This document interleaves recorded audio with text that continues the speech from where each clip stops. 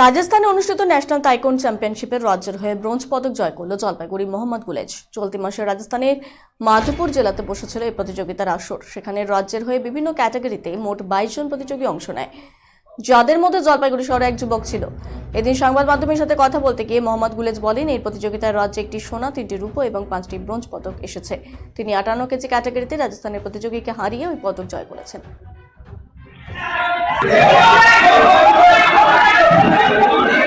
15-16 বছর থেকে যুক্ত আছি। এবার কোথায় খেলতে গেলে এবং কাদের সাথে কি খেলা হলো এটা? আমি এবার রাজস্থানে গিয়েছিলাম টাইকোন্ডু খেলতে, স্টেট লেভেল হয়ে গিয়েছিলাম। কি স্থান অধিকার করেছে? আমি পুরো ওয়েস্ট বেঙ্গলের মধ্যে 3rd স্থান পেয়েছি জলপাইগুড়ি হয়ে। আর কিছু বলো। মানে কতগুলো পেয়েছে মোট তোমাদের?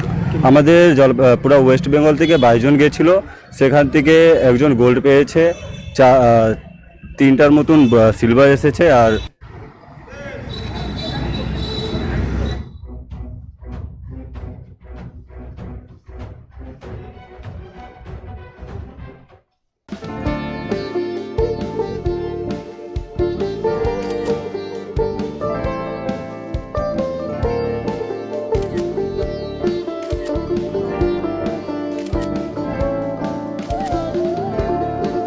Kiara ma'am, shot ready.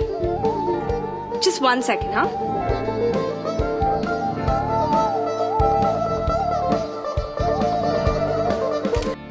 Simco Gold and Diamond, RRN Road, Old Post Office Para South, Coach Bihar.